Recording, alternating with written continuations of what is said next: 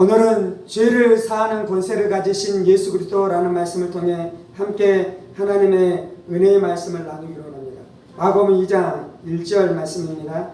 수일 후에 예수께서 다시 가버나움에 들어가시니 집에 계시다는 소문이 들린지라 많은 사람이 모여서 문 앞에까지도 들어설 자리가 없게 되었는데 예수께서 그들에게 도를 말씀하시더니 라고 말씀하고 있습니다.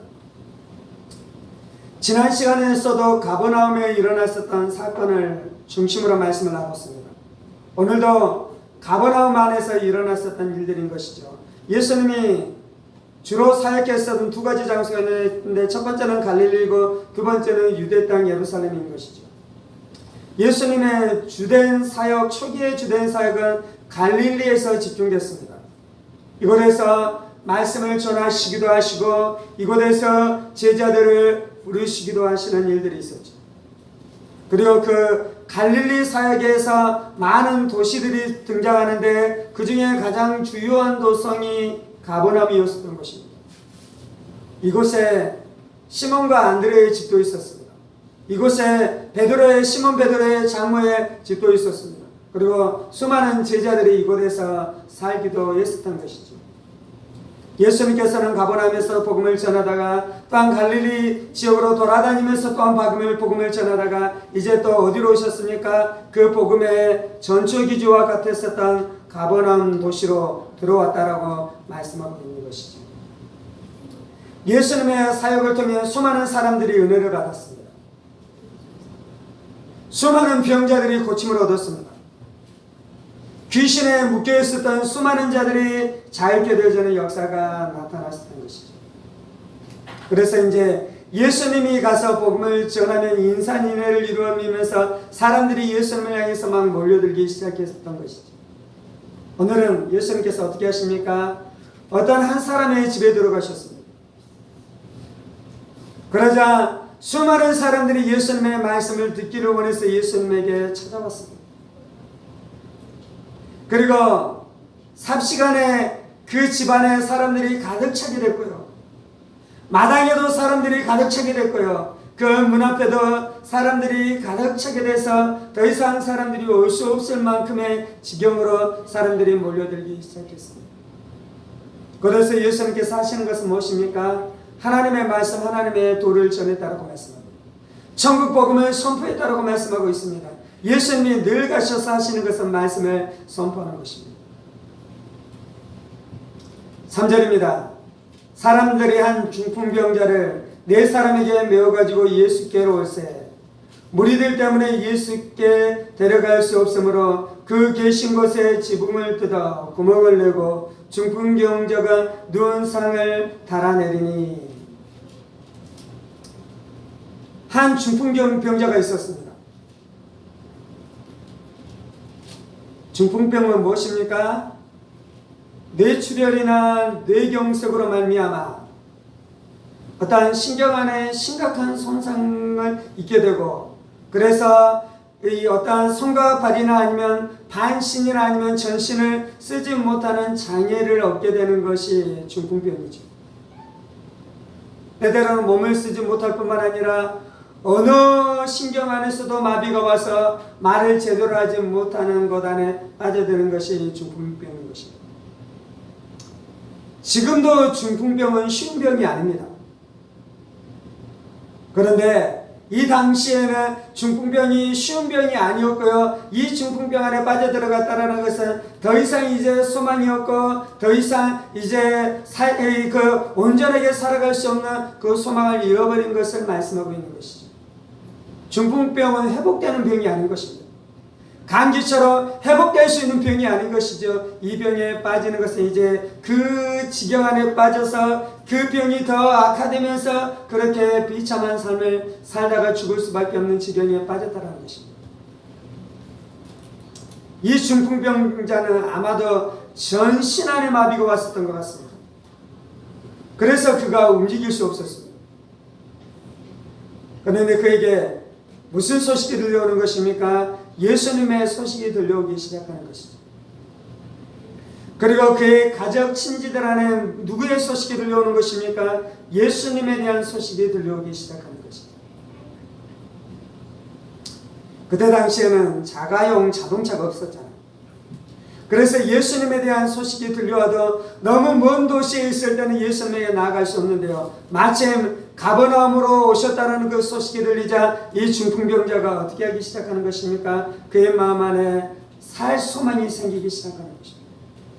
그의 마음 안에 예수님만 믿으면 고침을 받겠다라는 믿음이 생기기 시작하는 것이죠. 그리고 뿐만 아니라 그의 친족과 그의 가족과 그의 친구들 안에 무슨 마음이 들기 시작합니까? 예수 만나면 내 친구, 내 가족, 내 아들, 내 삼촌, 이 사람에게 좋은 역사가 나타날 것에 대한 소망이 들리기 시작하는 것이죠. 우리 안에 그런 마음이 있잖아요. 병자에게 가서 예수의 복음을 전하고 싶은 마음이 있잖아요. 너 예수님 믿어야 돼. 너 예수님 만나야 돼. 너 예수님 만나고 예수님 영접하고 예수님 붙들면서 살아가야 돼. 그럼 내 인생의 문제가 해결될 거야. 그럼 너의 가정 안에는 저주가 떠나갈 거야. 그러면 너를 붙들고 있는 그 질병의 사슬이 끊어질 거야. 그래서 어떻게 합니까? 네 사람이 이 중풍병자를 들것에 실어서 예수님에게로 오게 되어지는 일들이 나타나죠. 예수님에게 왔는데 예수님을 만날 수 있었습니까? 없었습니까? 수많은 사람들이 이미 예수님을 만나기 위해 예수님의 머무르는 집 앞에 왔기 때문에 그 수많은 군중으로 말미암아 예수님에게 나아갈 수 없었어요. 그래서 어떻게 합니까? 그들이 지붕으로 올라가요. 그리고 어떻게 합니까? 지붕을 드러내기 시작해요. 중동에 있는 팔레스타인 지방에 있는 집의 구조가 아마 그래 있을 것입니다. 지붕으로 올라갈 수 있는 계단이 있는 것이고요. 그리고 지붕을 드러내고 지붕을 뜯어낼 수 있는 재료들로 만들어진 것이죠. 그래서 그 집을 뜯어내기 시작하는 것입니다.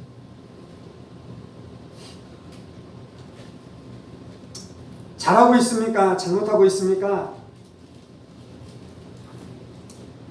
저는 사람들을 생각하는 사람이에요. 사람들이 불편할까 불편하지 않을까? 사람들이 이 행동을 하면 싫어할까 싫어하지 않을까? 근데 지금 이 4명과 중풍병자를 포함해서 5명이 행하고 있는 이것은 사람들이 싫어할 수 있는 그 행동을 하고 있는 것입니다. 이 중풍병자를 고치기 위해 사람들이 싫어하는 시선도 뚫고 그리고 다른 사람의 재산에 피해를 입히는 것이잖아요. 아마 이제 이 시간이 지나고 나면 그것에 대해서 배상해야 될지도 모르겠어요. 근데 우리가 그것에 대해서 배상할 의도를 가지고 우리의 친구, 우리의 아들, 우리의 친척이 고침만 받을 수 있다면 우리가 사람들로부터 조롱을 받기도 하고 사람들로부터 비난을 당하기도 하고 그리고 우리의 재산에 손실이 있을지라도 내가 이것을 충분히 감당하리라. 누군가를 전도하려면 우리 안에 재정이 들어가야 돼요. 누군가를 전도하려면 우리 안에 시간이 들어가야 돼요. 누군가를 전도하려면 우리 안에 사람들이 우리를 싫어하고 우리를 비난하는 그 비난을 뚫고 넘어가야 돼요. 예수의 복음을 전하는 것은 선한 일입니다. 그런데 악한 사탄 마귀가 어떻게 합니까? 사람들의 마음을 꽉 붙들고 있어서 복음 전하는 것에 대한 싫어한 마음이 들게 해요. 그 사람이 예수님을 만나야지 살아남에도 불구하고 복음을 전하고 오는 사람을 환영합니까? 거절합니까? 거절하잖아요. 그래서 마음이 착한 사람은 어떻게 합니까? 저 사람이 나를 싫어하고 나를 거절하니 내가 저 사람이 이제 가지 않아야겠다. 그러면 복음이 흘러가지 않아요. 이 4명이 어떻게 합니까? 사람들이 뭐라고 생각하든지 사람들이 어떻게 나를 대하든지 상관없이 예수님에게 나아갔다라고 말씀하고 있습니다. 5절입니다. 예수께서 그들의 믿음을 보시고 중풍병자에게 이르시되 작은 자야 네 죄사함을 받았느니라 하시니 어떤 서기관들이 거기 앉아서 마음에 생각하기를 이 사람이 어찌 이렇게 말하는가 신성모독이로다. 오직 하나님 한 분 외에는 누가 능히 죄를 사겠느냐. 그들이 속으로 이렇게 생각하는 줄을 예수께서 곧 중심에 하시고 이르시되 어찌하여 이것을 마음에 생각하느냐. 중풍병자에게 내 죄삼을 받았느니라 하는 말과 일어나 내 상을 가지고 걸어가라는 말 중에서 어느 것이 쉽겠느냐. 그러나 인자가 땅에서 죄를 사는 권세가 있는 줄을 너희로 알게 하려 하노라 하시고 중풍병자에게 말씀하시되 내가 네게 이르노니 일어나 네 상을 가지고 집으로 가라 하시니 그가 일어나 그 상을 가지고 모든 사람 앞에서 나가거늘 그들이 다 놀라 하나님께 영광을 돌리며 이르되 우리가 어찌 이런 일을 도무지 보지 못하였다 하더라. 예수님께서 그들의 믿음을 보셨다라고 말씀합니다. 믿음은 마음 안에서 일어나는 것이에요. 그래서 우리가 마음으로 믿는 것이에요. 그래서 어떤 면에서는 마음 안에 일어나는 일이기 때문에 우리가 그 사람이 믿는지 안 믿는지 볼 수 없을 수도 있습니다. 여러분이 예수님을 믿으십니까? 여러분은 그 어떤 사람 가족 중에 누군가가 예수님을 믿는지 안 믿는지에 대해서 고민하는 시간들이 또한 있지 않았습니까? 우리의 자녀들이 진짜 예수님을 만났는지 안 만났는지, 진짜 우리의 자녀들이 하나님을 믿는 신앙 안에 있는지 없는지 우리 마음 안에 고민이 있잖아요. 그런데 믿음은 마음 안에 영혼 안에 일어나는 은밀한 일이기 때문에 우리가 볼 수 없는 것이다. 그래서 어떤 측면에서는 믿음은 볼 수 없는 것입니다. 오늘 말씀에서 예수는 뭐라고 말씀합니까? 예수님께서 그들의 믿음을 보셨다라고 말씀합니다. 믿음은 마음 안에 일어나는 은밀한 일이지만 이 믿음은 우리의 행동을 통해 드러나게 되어져 있는 것입니다. 그래서 믿음을 볼 수 있는 것입니다. 목사가 하는 것은 무엇입니까? 성도들을 살피면서 성도들 안에 믿음이 있는지 없는지에 대해서 보기를 원하는 마음이 있는 것입니다. 그래서 성도들의 믿음이 보이도록 드러나며 목사가 감사하고 행복한 것입니다. 우리 부모로서 우리가 해야 되는 것은 무엇입니까? 우리의 자녀들 안에 있는 믿음을 보기를 원하는 마음이 있어야 돼요. 진짜 저들 안에 믿음이 있는지, 진짜 저들 안에 믿음이 있는지. 믿음은 행동으로 드러나는 것이에요. 믿음은 행함으로 드러나는 것이에요. 이 중풍병자와 네 사람 안에는 믿음이 행동으로 드러났잖아요. 그들이 중풍병자들을 들고 왔습니다. 집으로 올라갔습니다. 지붕을 뜯어냈습니다. 그리고 그것으로 상을, 예수님이 있는 곳으로 상을 내려드리는 그 모든 행동을 통해 저들의 믿음을 예수님이 보셨다라고 말씀합니다. 우리가 우리의 믿음이 드러나게 해야 돼요. 아멘. 예수님이 우리의 믿음을 보게 해야 돼요. 아멘. 우리의 삶 안에 여러분들이 기도하는 많은 기도의 제목이 있을 것입니다. 여러분이 정복해야 되는 많은 땅들이 있을 것입니다. 여러분들이 쉬어야 되는 많은 위협들이 있습니다. 그것은 우리가 믿음을 가질 때 하나님께서 우리 가운데 응답해 주시는데요, 우리의 믿음을 하나님께 보여드리는 일들이 나타나야 될 줄 믿습니다. 예수께서 그들의 믿음을 보시고 중풍병자에게 이르시되 작은 자야 네 죄사함을 받았느니라. 오늘 사건의 핵심은 이것이에요. 작은 자야 네 죄사함을 받았느니라. 지난 주간의 말씀의 핵심은 무엇이었습니까? 예수님께서 말씀하시니 귀신들이 떠나갔어요. 그래서 사람들은 그 예수님의 말씀 안에 권위가 있고 권세가 있으면서 예수님의 말씀과 예수님의 사역 안에 이러한 권세와 이러한 권위가 나타나는데 귀신에게 명한지 귀신이 순종하는도다. 예수님의 권세는 무엇이냐면 귀신에게 명하면 귀신들이 순종하는 권세가 예수님에게 있으셨어요. 아멘. 그런데 오늘 말씀에서는 무엇이냐면 예수님이 말씀하시면 죄가 사해지는 권세가 예수님에게 있다라고 말씀하는 것이에요. 구약 성경 안에 이러한 권세를 가지고 있는 사람이 아무도 없었습니다. 구약 성경 안에 어떤 인물도 죄사함의 권세를 행한 자가 아무도 없었어요. 하나님 우리의 죄를 용서해 주옵소서 기도한 자들이 있었어요. 하나님 나의 죄를 용서해 주세요 라고 기도한 자가 있었어요. 그리고 간절히 기도하자 하나님께서 자신의 죄를 용서해 준 것을 깨닫고 하나님 나의 죄를 용서해 주시니 감사합니다. 기도하는 사람들이 있었어요. 다윗이 대표적인 사람이죠. 하나님, 우리의 민족의 죄를 용서해 주셔요. 눈물로 기도하는 사람들이 있었어요. 에레미야가 그렇게 기도했어요. 에스겔이 그렇게 기도했어요. 이사야가 그렇게 기도했어요. 그런데 아무도 사죄의 은총을 선언하고 사죄를 선언하고 죄사함을 선포하는 사람은 아무도 없었는데 예수님이 오셔서 이제 처음으로 무엇을 하십니까? 작은 자여 네 죄사함을 받았느니라. 그러다만 무슨 일이 일어납니까? 바리새인들 안에 놀라운 일들이 일어나요. 바리새인들이 예수를 향해서 네가 신성모독이로다. 어떤 측면에서는 바리새인들의 반응이 옳았어요. 어떤 측면에서 옳았습니까? 죄사함의 선언은 구약성경 안에 아무도 하지 못했기 때문에 네가 누구간데 죄사함 사죄의 선언을 하느냐라고 외친다라는 그것 안에서 이제 바리새인들이 성경을 잘 알고 있는 것이고, 죄의 문제, 죄사함의 문제가 얼마나 중대한다라는 것을 잘 알고 있는 것이에요. 그래서 바리새인들이 뭐라고 말합니까? 네가 신성모독이로다. 죄사함이 얼마나 중요하고 아무도 할 수 없는 것에 대해서 바리새인들이 알았어요. 근데 바리새인들이 모르는 것이 있는데 그것은 무엇입니까?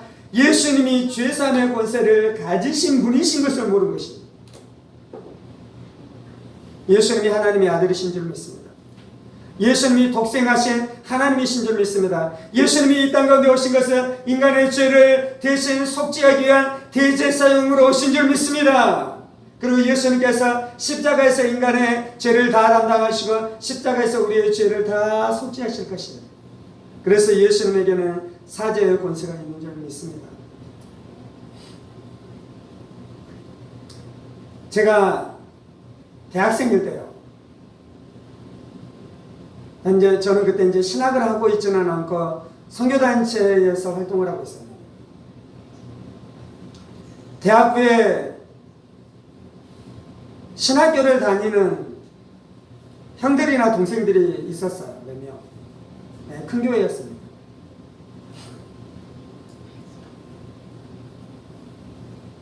담임 목사님이 주일 예배에서 기도할 때 어떤 순서가 있었냐면요, 참회의 기도를 하는 시간이 있었어요.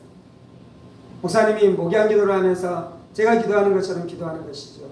우리의 죄를 고백하는 죄대로 하면서 예수님의 피로 우리의 죄를 씻으시고 덮어주옵소서 기도하는 것입니다. 그리고 이제 기도가 마무리될 쯤에는 어떤 말씀을 선포하셨냐면 요한일서 1장 9절, 우리가 우리의 죄를 자백하면 하나님은 미쁘시고 오로사 우리 죄를 사하시고, 그 말씀을 선언하셨어요.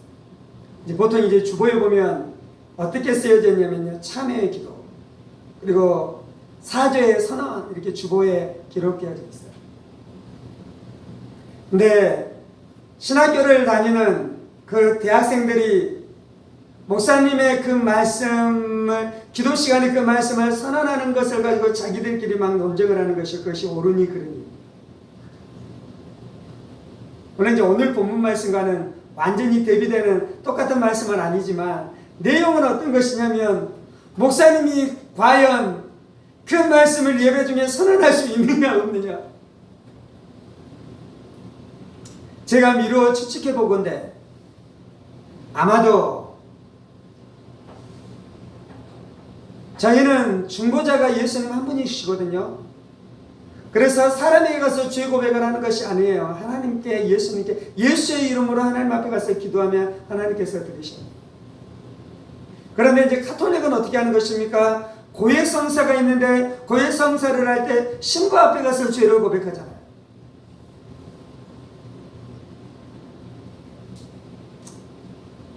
제가 신부에게 가서 고해성사를 한 번도 해보지 않아서 어떻게 진행되는지는 모르겠어요. 그런데 아마 그렇게 고해성사를 하면 아마 신부가 그 교회 담임 목사님이 말씀을 선언했었던 것처럼 선언하는 시간이 있는지 없는지는 잘 모르겠어요. 왜 그 친구들이 그런 논쟁을 하는지. 어쩌면 카톨릭이 이단인지 아닌지에 대해서 학교에서 배웠을지도 모르겠어요. 그 교단은 보수적인 교단이었어요. 개혁직, 지금은 이제 합동직 교회인데 그 교회 이제 광신대학교 다니는 친구들이요. 가톨릭이 이단인지 아닌지가 보수교회에서는 몹시 중요한 이슈 중에 하나예요.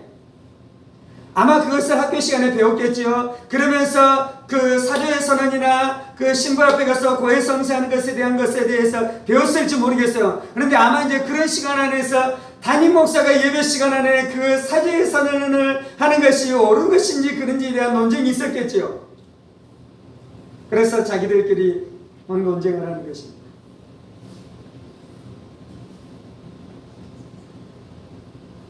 아마도 이제 그거는 어떤 시간이냐면요. 목사님이 회개 기도를 하는 것이요. 그러면서 성도들도 같이 회개 기도를 하는 것이죠. 그러면 그 중에서 진짜 회개한 사람들도 있고 아직 회개하지 않는 사람들도 있을 거잖아요. 근데 목사님은 어떻게 하는 것이냐면요. 그때 진짜 회개했던 사람들에게 그 사죄의 선언이 있는 말씀을 선포함으로 말미암아 성도들이 어떤 것 안에 들어가기를 원하는 마음이 있는 것입니까? 죄사함의 확신 안에 살아가도록 그렇게 하는 것입니다.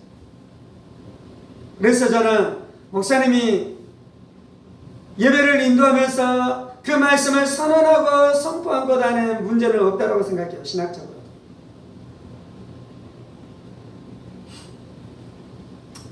제가 이제 목사가 됐잖아요.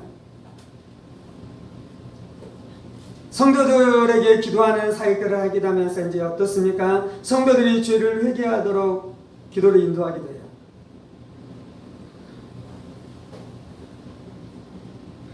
그러면서 성도들이 죄를 회개하는 기도가 충분히 되어졌다 생각하면 어떤 느낌으로 넘어가는 것입니까?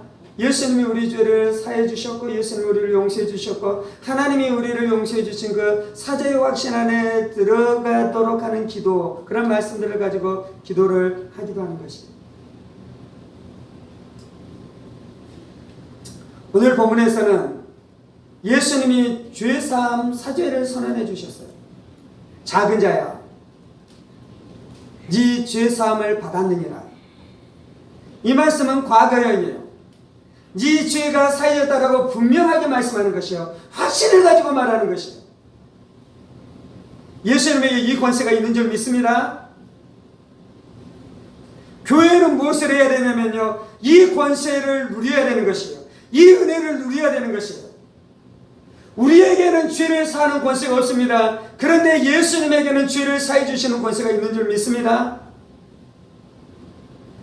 그래서 우리가 회개 기도하며 예수님께서 우리에게 뭐라고 말씀하십니까? 뭐라고 말씀하시겠습니까? 소자여 작은 자여 네 죄 사함을 받았느니라 라고 말씀하는 것처럼 예수님께서는 우리 가운데 네 죄 사함을 받았느니라 라고 말씀하시는 것이에요.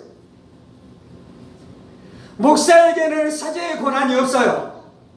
신부에게는 사죄의 권한이 없어요. 그런데 예수님에게는 사죄의 권한이 있고 예수님께서 우리 가운데 사죄의 은총을 베풀어 주시기 때문에 기도 사역을 하면서 그런 순서들을 가져가는 것입니다. 물론 목사가 성령에 충만해야 될 것입니다. 목사가 성령에게 민감해야 될 것입니다. 그래서 어떻게 해야 되냐면요, 성도들이 충분하게 회개하게 해야 돼요. 물론 이제 공예배가 아니면 성도들이 스스로 충분하게 회개하고 난 다음에 예수님이 우리 안에 네 죄사함을 받았느니라 라고 말씀하시는 음성으로 우리가 어떻게 됐습니까? 이 말씀을 믿음으로 그 말씀이 나에게 들려오는 것입니다. 예수의 피로 우리의 죄사함을 받는다라는 수많은 말씀들이 있잖아요. 그 말씀을 믿음으로 말미암아 예수의 사죄의 선언에 대한 역사가 나 안에 나에게 나타나는 일들이 나타나기 시작하는 것입니다.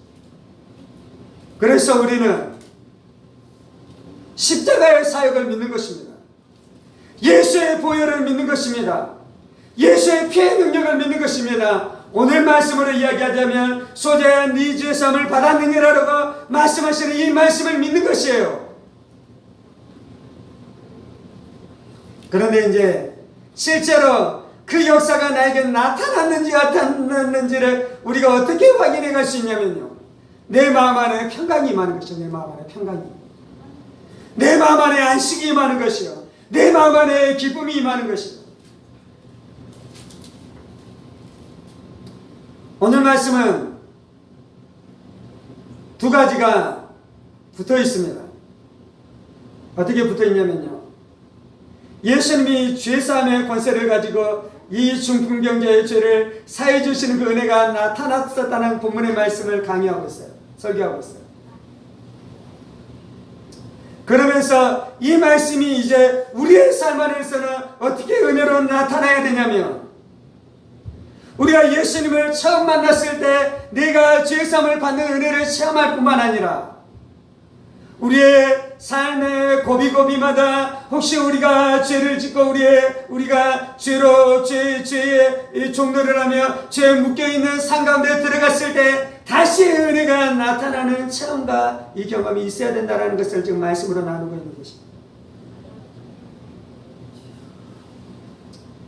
우리 중에 아무도 네 죄사함을 받았느냐라고 선언할 자는 없어요. 예수님만 하실 수 있어요. 그런데 예수님이 네 죄사함을 받았느니라 라는 그 사역을 우리 가운데 하실 때 우리가 이것을 체험해야지 구원받는 것이거든요.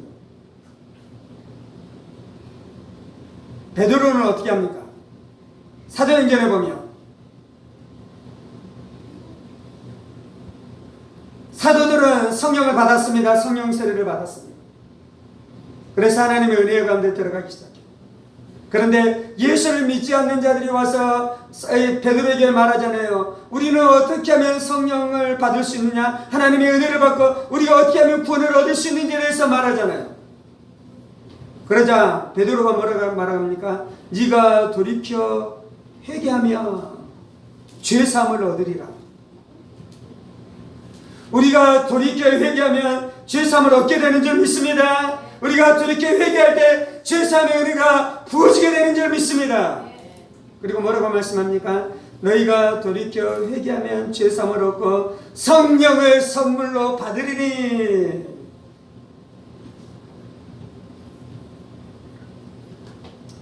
한국교회가 회복해야 되는 것은 예수님이 죄사함의 권세를 가지신다는 이 진리를 회복해야 돼요. 그리고 한국교회가 회복해야 된다는 것은 죄사함의 권세를 가지신 예수님께서 실제로 우리의 삶의 자리, 우리의 사역의 자리에 임하셔서 죄사함을 선언하시고 사죄를 선언하시는 그 사역을 행하시고 우리가 그 사역 안으로 들어가게 되는 것을 실제로 체험해야 돼요.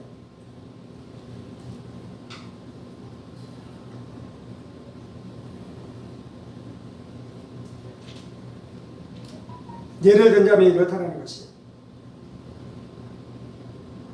사형리로 복음을 전해요. 성도들이 그 복음을 이해했어요. 깨달았어요. 그리고 어떻게 합니까? 그 신앙을 고백해요. 따라해요. 그것도 귀한 것입니다.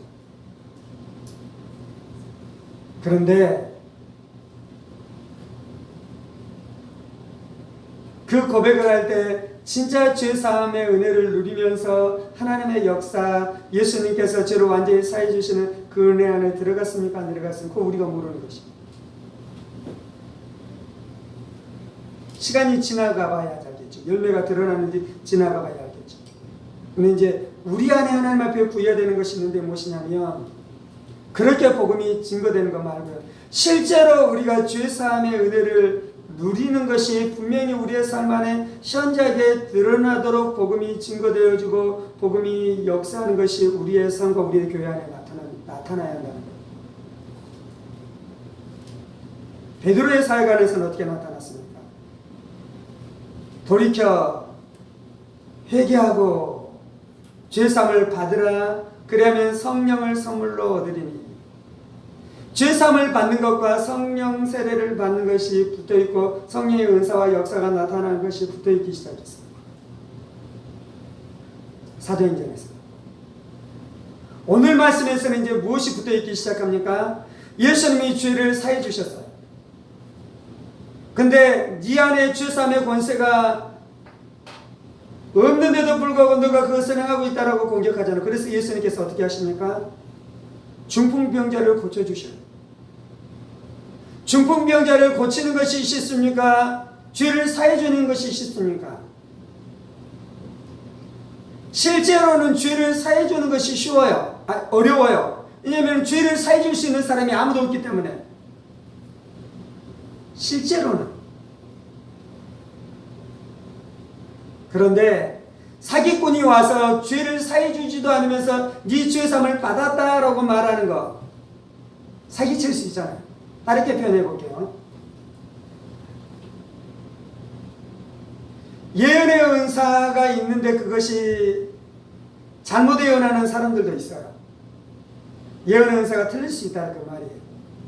근데 여러분이 예언의 은사가 틀렸는지 안 틀렸는지 분별을 할 수 있습니까? 없습니까? 분별하는 것이 쉽지가 않아요. 예언의 은사. 물론 열매로 알 수 있지만. 근데 치유의 은사는 분별하는 것이 쉽습니까? 어렵습니까? 쉬워요. 내가 치유 기도를 받았는데 안 나섰어요. 내 눈이 안 떠졌어요. 그러면 치유의 은사가 작동한 것이 아니잖아요. 그래서 병고침의 은사가 있는 병고침의 은사가 훨씬 더 분별이 쉬운 것입니다. 그런 것처럼 중풍병자가 낫고 안 낫고는 확실히 보이잖아요. 오늘 이 중풍병자가 나았습니까? 안 나았습니까? 이 중풍병자가 나았어요. 이 중풍병자가 나은 것을 아무도 부인하지 못해요. 예수님은 무엇을 말씀하시냐면요, 이 중풍병자가 나은 것이 분명히 보인 것처럼 내가 사제에 선언을 한 것이 이것이 분명하다라고 보여주고 계시는 것입니다. 우리의 삶 안에 하나님 앞에 갈망해야 되는 두 가지가 있어요. 첫 번째는 무엇이냐면 진짜로 우리가 죄사함의 은혜를 체험하는 것입니다. 여러분의 자녀들에게 여러분이 기도해야 되는 것이 있는데 우리의 자녀들이 진짜로 죄사함을 체험하는 것입니다. 우리의 자녀들이 억울하면 울죠. 억울하면 웁니다. 분해도 울어요. 슬퍼도 울어요. 부모가 돌아가셔도 울어요. 자녀가 죽어도 울어요. 그래서 우리는 무엇을 알고 있냐면요, 분명히 내 마음을 찢고 내 마음이 무너지고 내 마음이 통곡하는 것이 무엇인지를 우리가 경험해요.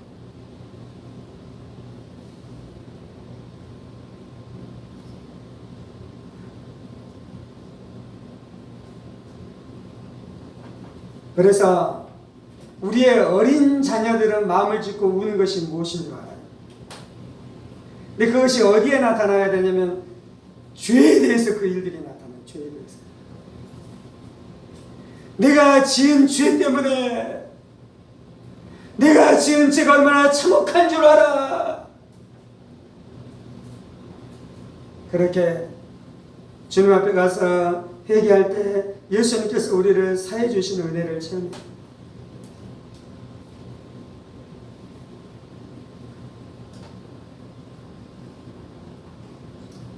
제가 주님 앞에 소망하는 소망 중에 하나가 어떤 것이냐면, 하나님, 내가 처음으로 주님 앞에 가서 진실되게 회개했던 그 회개의 느낌, 그 회개의 은혜, 이것이 평생 없어지지 않는 삶을 사모합니다.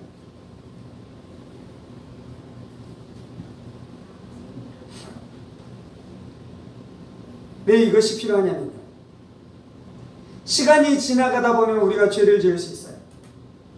우리의 삶은 죄와 싸우는 것이 우리의 삶이거든요. 우리의 싸움은 마귀, 죄를 짓도록 하는 마귀, 사탄, 귀신과 싸우는 것이 우리의 싸움이거든요. 그 유혹에서.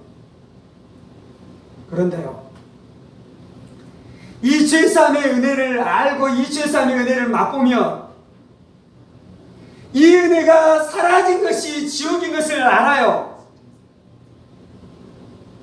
그래서 이 은혜를 다시 체험하기 위해, 이 은혜를 다시 얻기 위해 주님 앞에 나가 몸부림치며 내가 이것을 얻을 수만 있으면 다른 것을 다 잃어버려도 괜찮습니다 라는 마음으로 주님 앞에 나가요. 그래야지 천국 백성입니다. 그런데 이 은혜가 사라지잖아요. 그럼 나중에는 무슨 일이 일어나냐면요, 죄를 지어도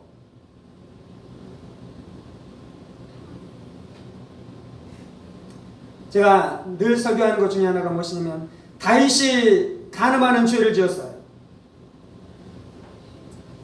근데 다윗은 어떻게 회개하냐면요, 나 왕국 왕의 자리 잃어버려도 괜찮아요, 내 죄를 용서해 주시고 하나님의 관계가 행복하게 해주세요 라는 마음으로 회개해요. 이게 지금 제가 나누고 있는 어떤 것이냐면, 사죄하시는 은총을 다윗이 경험했어요. 그런데 죄를 짓고 그 사죄의 은총이 사라져버렸어요. 지금은 다윗은 어떤 상태냐면, 예수님이 정죄하고 있는 상태. 너는 죄인이야. 그래서 다시 사죄의 은혜 안으로 들어가기 위해서는 나는 왕국 잃어버려도 괜찮아요 라는 마음으로 주님 앞에 가서 회개하니, 예수님이 또 어떻게 해주십니까? 사죄의 권세를 가지고 계신 예수님께서 작은 자여 네 죄사함을 얻었느니라 라고 말씀하면서 다윗을 용서해 주셔요. 그래서 다윗이 구원을 받는 자가 되는 거죠. 그런데 많은 사람들의 사죄, 교회 안에 있는 많은 사람들의 사죄는 어떤 사죄, 어떤 회개냐면, 나 왕국 안 잃어버릴래요. 나 절대로 왕국 안 잃어버릴 거예요. 그런데 주님, 나 죄 지었어요, 내 죄 용서해 주세요, 그런 식으로 하는 거죠. 그렇게 하는 것은 왜 그러냐면요, 내 죄사함을 받았느니라 라고 말씀하시는 이 예수님의 음성과 이 은혜가 얼마나 큰지 모르기 때문에 그래요.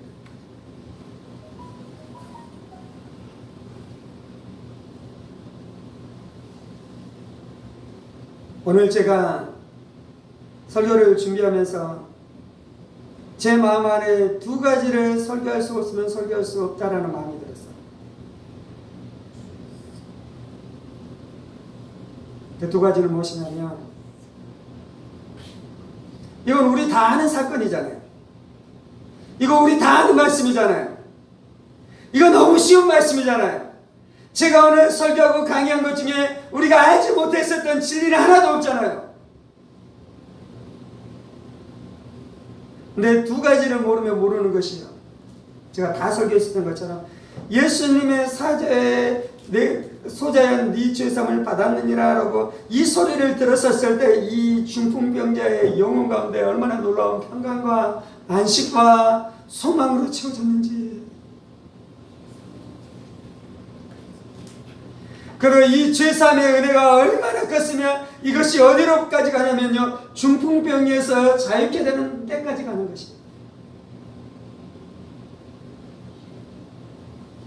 죄사함의 은혜를 받으면 성령님이 우리 안에 역사하십니다.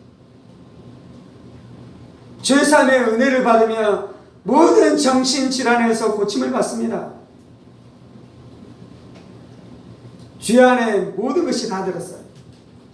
죄 안에 질병도 들었고요, 죽음도 들었고요, 지옥도 들었고요,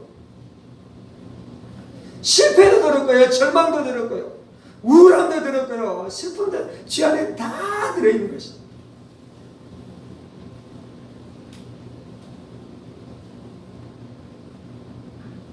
여러분, 여러분의 삶을 보면 좀 초라하십니까?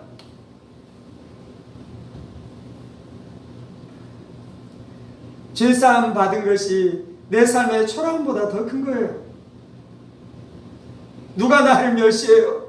누가 나를 조롱해요? 그것 때문에 속이 상해요. 왜 그러냐면요, 죄사함의 기쁨에서 떠났기 때문에 그래요. 내가 성공하지 못한 것 때문에 좌절해요. 왜 그러냐면요, 죄사함의 기쁨을 상실했기 때문에 그래요. 죄사함이 제일 큰 거예요.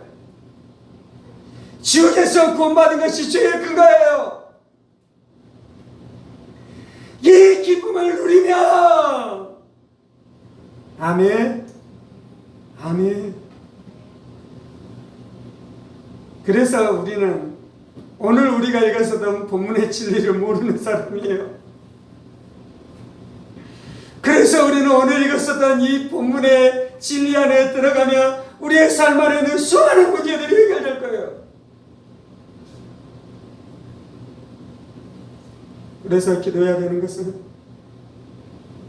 작은 죄야 네 죄사함을 받았느니라 말씀하시는 예수님의 음성이 내 귀에 들려오며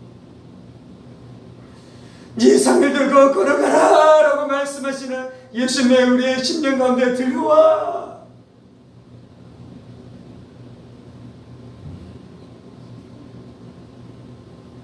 우리가 실제로 우리의 삶의 현장 가운데 승리하고 기뻐하고 만족하고 사랑하면서 살아가는 일들이 있기를 예수 그리스도의 이름으로 축원합니다.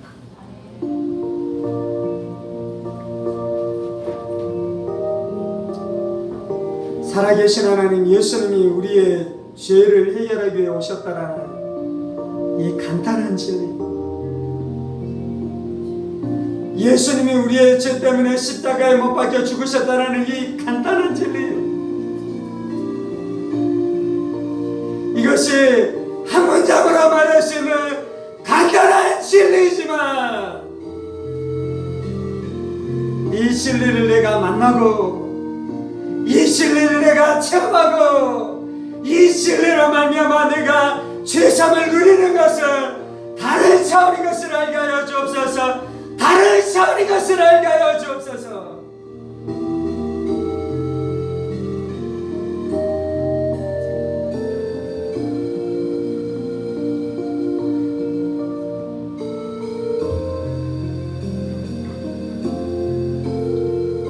작은 자야 내 죄사함을 받았느니라.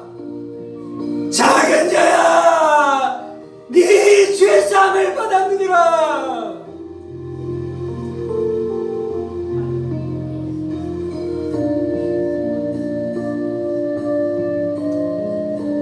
창녀에게 이 음성이 들려와야 돼요. 살인자에게 이 음성이 들려와야 돼요.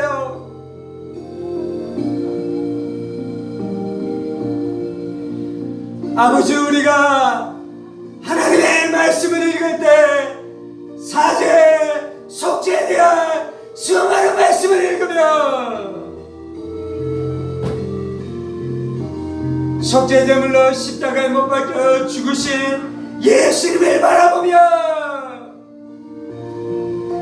나의 추악한 죄를 안고 주님 앞에 나아가 회개할 때에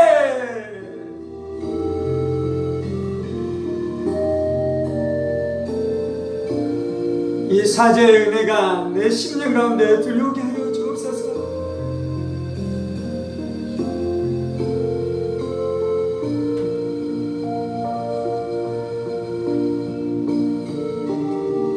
이건 우리가 단지 지식으로 받아들이는 것이 아닙니다. 단지 교리의 체계를 가지고 있는 것이 아닙니다. 실제로 내 영혼이 믿으며 이 진리의 능력이 나의 삶 가운데 나타나며 그것으로 귀신을 박살내고 귀신을 쫓아내며 질병이 나에게서 떠나가고 저주가 나에게서 떠나가며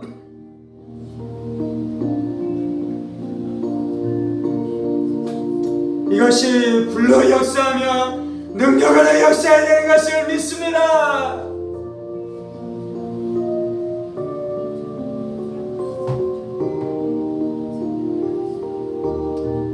아버지, 내가 구하는 것은 내가 단 한 가지를 얻을 수 있다면 내가 처음 주님 앞에 회개했었던 그 회개의 은혜입니다. 주님, 그 회개의 은혜가 더 기뻐지는 것입니다. 그 회개의 은혜가 더 기뻐지는 것입니다. 주님,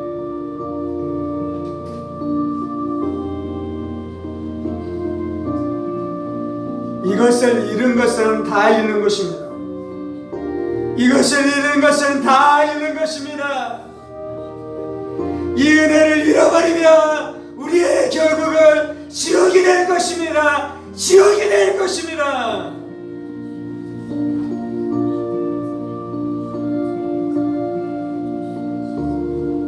예수님이 우리에게 행하시는 가장 위대한 사역은 속죄 사역입니다.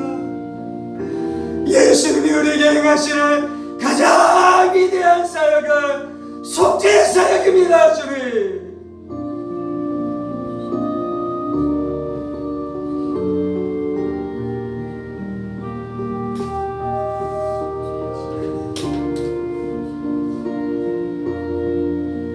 아버지, 우리의 삶의 자리 안에 주 하나님의 교회 예배 가운데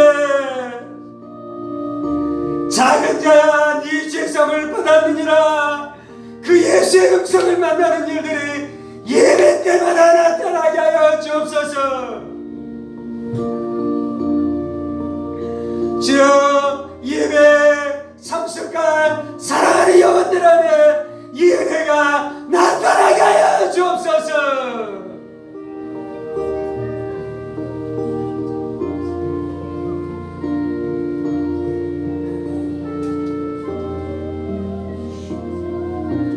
저는 그 속죄의 은혜가 중풍병에서 일어나는 것으로 연결되게 하여 주옵소서. 그 사죄의 은혜가 성령의 세례를 받는 것으로 연결되게 하여 주옵소서.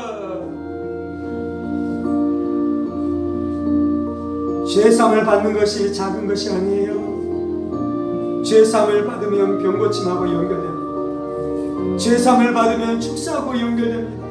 죄사함을 받으면 성령의 은사하고 연결됩니다. 죄사함을 받으면 우리의 삶 안에 있는 담대함과 평강과 소망과 능력으로 연결됩니다.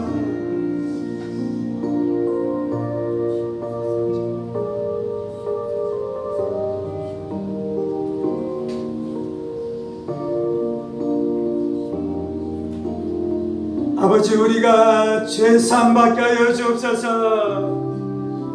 죄 속함 받게 하여 주옵소서. 사죄의 은혜를 누리게 하여 주옵소서. 사죄의 확신 안에 들어가게 하여 주옵소서. 내가 죄사함 받은 것을 분명히 알게 하여 주옵소서. 분명히 알게 하여 주옵소서. 말씀으로 알며 복음으로 알며 예수 십자가를 알며 내 안에 역사는 담대함으로 알며 내 안에 역사는 성령의 평강을 알며 성령의 기쁨을 알며 그리고 내 안에 은사가 역사하며 내 안에 병고침의 역사가 나타나는 것을 통해 분명히 알게 하여 주옵소서. 분명히 알게 하여 주옵소서.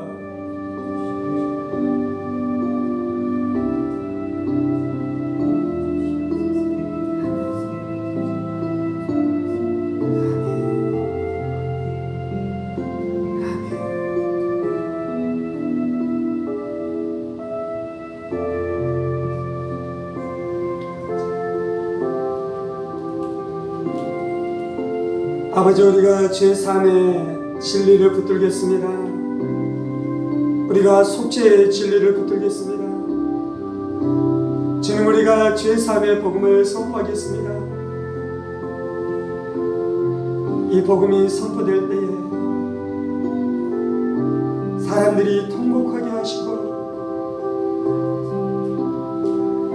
그 통곡한 심령들이 울다가 하나님의 평강과 안식을 맛보게 하시옵소서. 천국이 임하는 역사가 나타나게 하여 주옵소서. 귀신들이 떠나가게 하여 주시고 질병에서 고침받게 하여 주옵소서.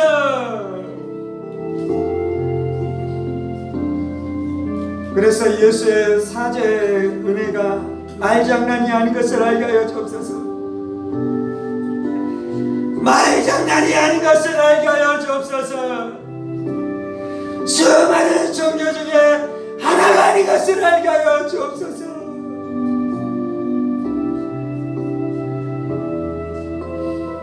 그래야지 지옥과 싸워 이길 수 있어요.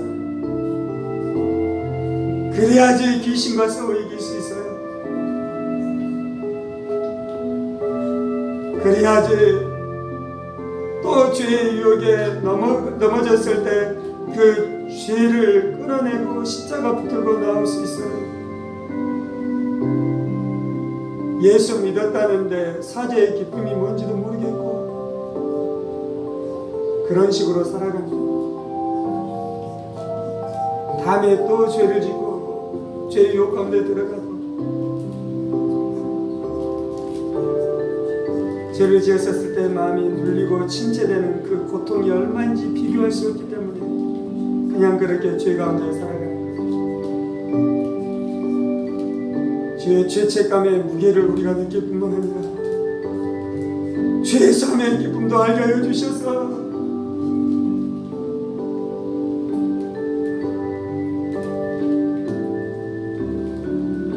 신앙생활 할 때에 지은 죄를 마땅히 회개하며 살게 하여 주옵소서.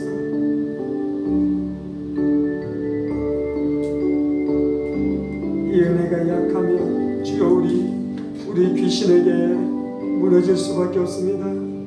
죄의 유혹에 무너질 수밖에 없습니다.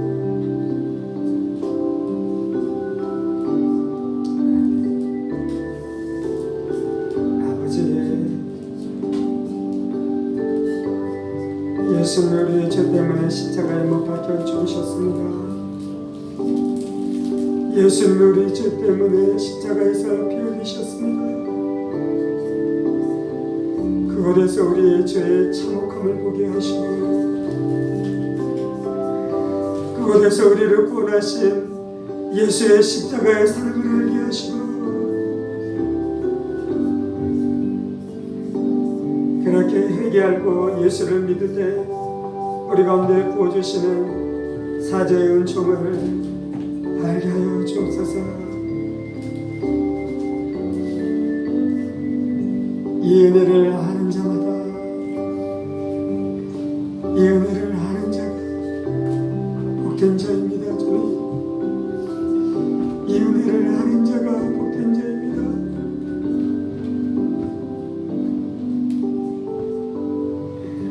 우리 자녀들 죄 무게 안에 신음하다가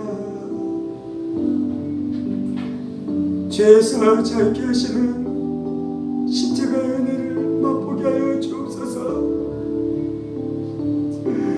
우리 아들들 이 은혜를 다 맛보게 하여 주옵소서. 그러면 아낌없이 삶을 주님께 드리게 될 것입니다. 그러면 아낌없이 삶을 예수님께 드리게 될 것입니다.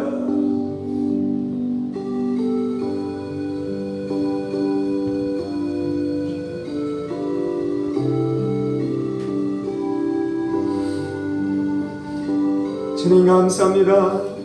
주님 감사합니다. 주님 감사합니다. 아버지,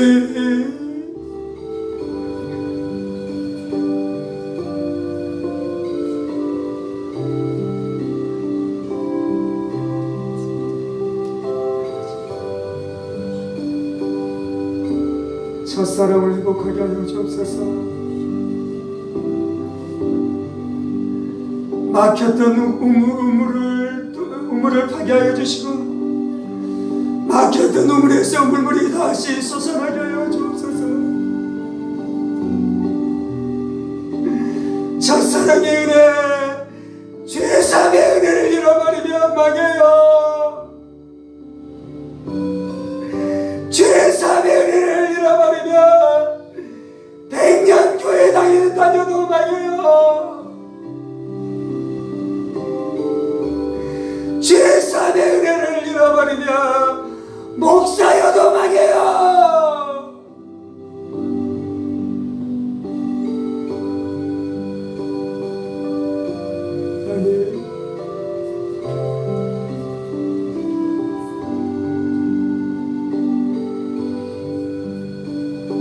아버지, 우리를 불쌍히 여겨 주옵소서.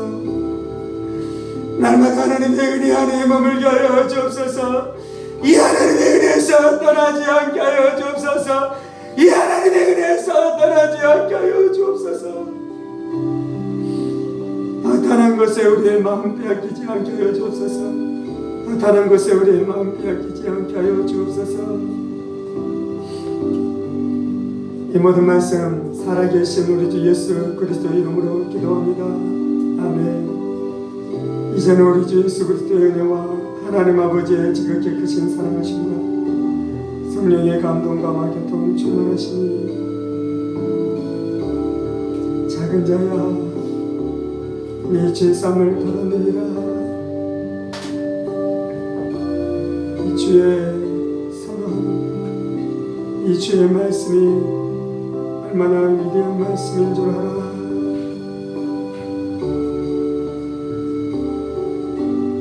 이 은혜 가운데 영원토록 머물기를 원하는 사랑하는 성도들과 그의 가정 권속들과 하늘문 교회와 조국 교회와 이 나라의 민족과 사랑하는 북한 동포들과 세계 열방 가운데 복음을 선포하시는 사랑하는 선교사님들 가운데 이제로부터 영원까지 함께 하시기를 간절히 축원하옵나이다.